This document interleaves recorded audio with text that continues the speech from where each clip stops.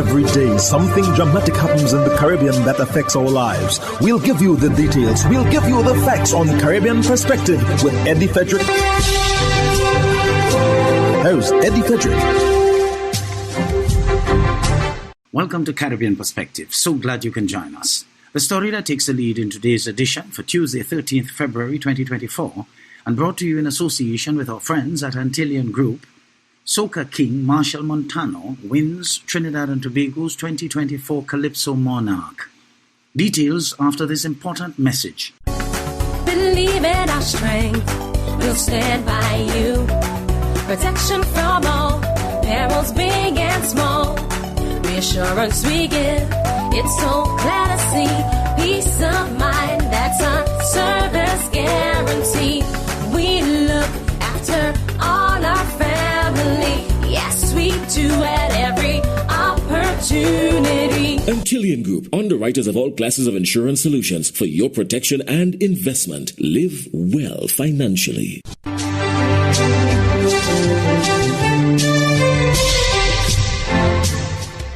Welcome back. Machel Montano has won 2024 Calypso Monarch competition in Trinidad and Tobago with his song Soul of Calypso.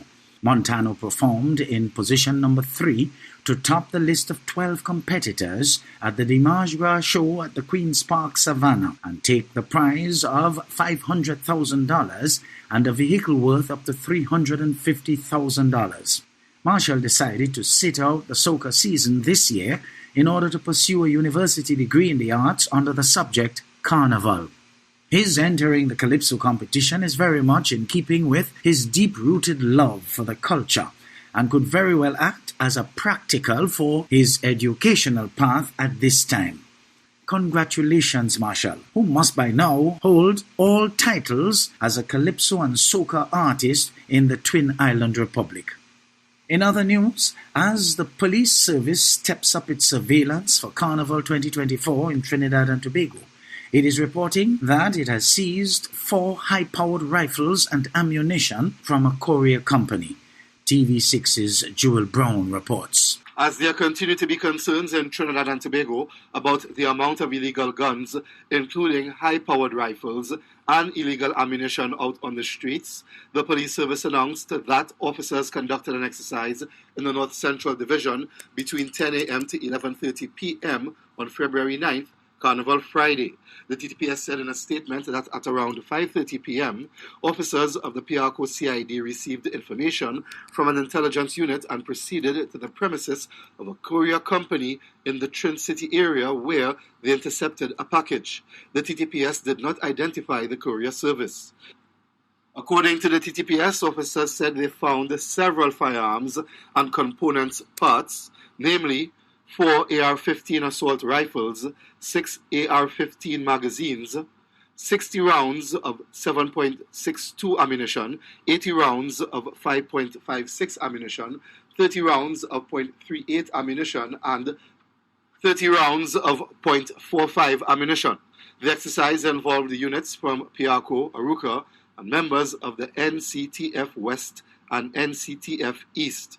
The police service quotes Police Commissioner Erla Harewood Christopher as having said, "This successful operation demonstrates the TTPS's commitment to proactive intelligence-led initiatives aimed at disrupting illegal activities, removing dangerous weapons from our communities, and reducing the incidence of homicides." On December 1st, 2022, then Acting Police Commissioner MacDonald Jacob had first told the Parliament's Joint Select Committee on National Security that some courier services were being monitored for the importation of illegal firearms and drugs. Jewel Brown, TV6 News. St. Kitts and Nevis Prime Minister Dr. Terence Drew has championed his record on the economy despite criticisms from the opposition. In an exclusive interview on the current affairs TV show Newsline 360 on TVC Channel 40, the Prime Minister said there is much evidence of progress in the economy. Andre Huey of SKN Newsline filed this report. You can have economic growth and it does not impact on some level. How do you know? How many people went back to work? Just from one measure. In 2021, you had no tourism season. In 2022, we opened up this sector so that tourism can flourish. How many jobs do you think were created? So you don't think all those taxi drivers, the owners of shops, the craftsmen, how many of them went back to work? Just by that measure alone. They weren't working in 2021.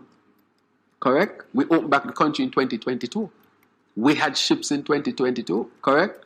And it means, therefore, that people went back to work. I will share some numbers with you because I think I shared some of these numbers in terms of what took place with the economy of that year. I'll share some numbers with you. So that alone, go and ask a taxi man, how were things in 2021? No ships were there, I couldn't work. How were things in 2022? Things improved for me. Go and ask the average Joe. So that alone is a measure to tell you that the economy, and that is why I brought it. What about those taxi drivers who now complain they did not get enough passengers on the ship? Well, they would always, you heard that complaint before. That is not on your complaint. It is definitely on your complaint. But when you look at the numbers, you recognize that there's a sharp increase in the number of passengers who come here. We just had recently the largest ship with over 7,000 people. And so we know how many passengers are coming in, and we know how many persons are getting jobs. We also know that they are almost 100% better off than they were in 2021. So there is significant improvement with respect to that. Leader of the People's Labour Party, Dr. Timothy Harris, has chided the government on its performance on the economy, claiming that economic activity is low in the country. Business is bad. And too many business persons are simply now waiting for a miracle. They know what is happening in the country can't endure much longer. They know that their businesses are challenged. And something will have to give. But Prime Minister Drew said the economy is improving, even by assessments from multilateral groups. The other thing that we did for the economy is that we stimulated the economy to keep the shops open. How did we stimulate it? With a small business loan from Development Bank that we did. We gave over 330 loans so that those small businesses could have kept open. And they kept open. I asked you also I was talking to a restaurant owner. He said to me, this is the best Christmas he has ever had. He said his restaurant was full. If you go to the hotels, I think Four Seasons put out something to say that they were full. Park Hyatt was full. Marriott saw increase. All of the hotels saw increase in terms of occupancy. And I will share some numbers with you. That again, we downed in jobs. I got a letter from Marriott the other day. They are looking for about 50 workers and they're telling me they can't get to fill the workers here. I asked them why. They said, would you give us work permits to bring in people? Because we have been trying to fill these positions and we can't get them filled. I said, no, I would not do that. I just saw a notice come out from another business, CNC, looking for that. So we are seeing that the economy is picking up.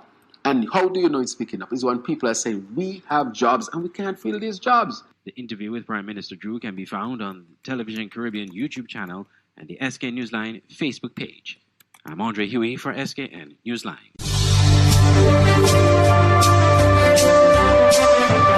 You're listening to Caribbean Perspective with Eddie Frederick. In association with our friends at Antillean Group, underwriters of all classes of insurance solutions for your protection and investment. Live well financially.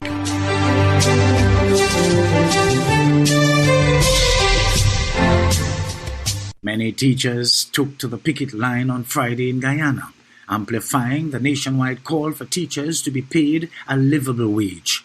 HGP's Sherwin Belgrave's report provides much more details on this growing movement. Crisis because this government has refused to negotiate in good faith with the teachers.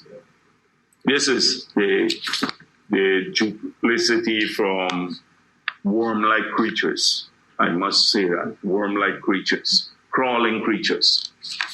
That's the feeling I get all the time, a slimy feeling. And so we support, this is not a political strike.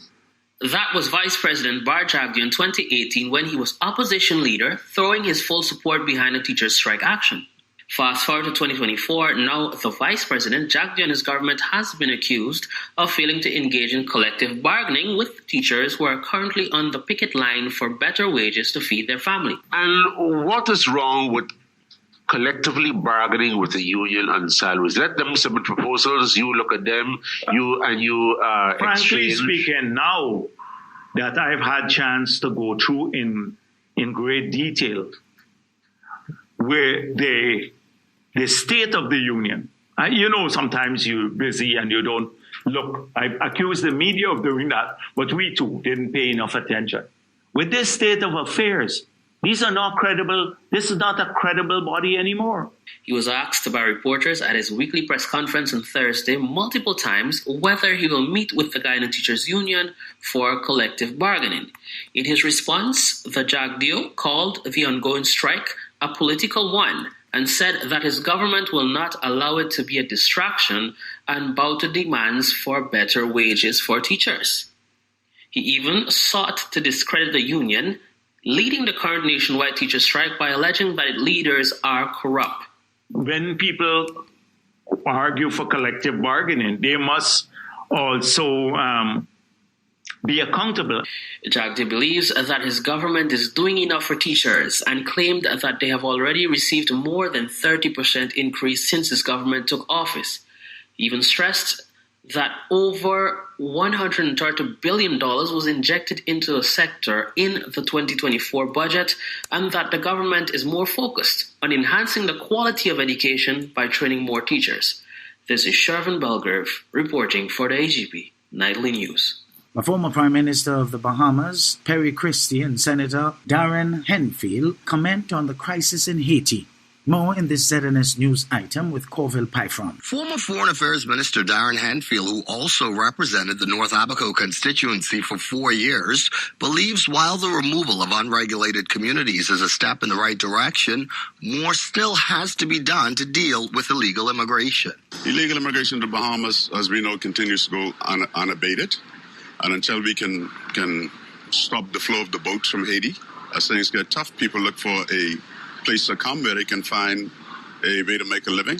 The senator, speaking to reporters Thursday morning outside the upper chamber, responded to concerns over the government's inability to assist the hundreds of residents set to be displaced in Abaco as demolition exercises continue there. However, the government has refuted these assertions, even producing an itemized list of provisions and laying out how aid, with the assistance of the Ministry of Social Services, will be made available. But Mr. Henfield still believes more has to be done to stop Haitians from illegally coming here in the first place. And that's why in our administration, formally, we went to Haiti and we had discussions with President Moïse, God rest his soul, and the Haitian government to see how we could help to keep Haitians at home, to avoid them taking the risk of the perilous journey, coming to the Bahamas, and then, of course, putting a burden on our social services systems. And so the work continues. Meanwhile, former Prime Minister Perry Christie, at first reluctant to speak on the Shantytown issue given his role on the CARICOM-appointed Eminent Persons Group, before challenging parliamentarians to work together to find a solution to the escalating problem. When they go into the House of Assembly, they are part of the governance of the country. And we have some major challenges going on now.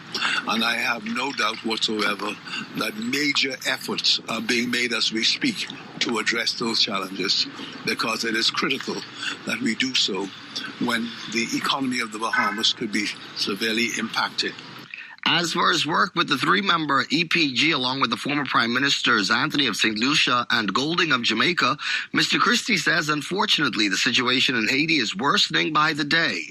Abductions, assaults, and murders are on the rise, and the call for action, he stressed, is urgent. The international community, clearly, CARICOM, clearly, all have an obligation to ensure that we do not let Haiti, fall into a completely failed state. That enormous sacrifices are being made by families, enormous damage being done to children who are being displaced, people who are being raped and people who are being killed. And so there is a call for action, and hopefully that action will take place soon. For the Bahamas Tonight, I'm Corville Pyfron.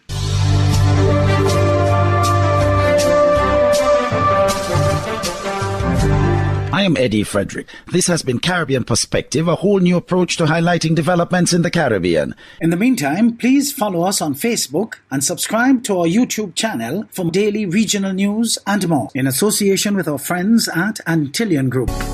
Believe in our strength, we'll stand by you. Protection from all perils, big and small. Reassurance we give, it's so glad to see. Peace of mind, that's our service guarantee.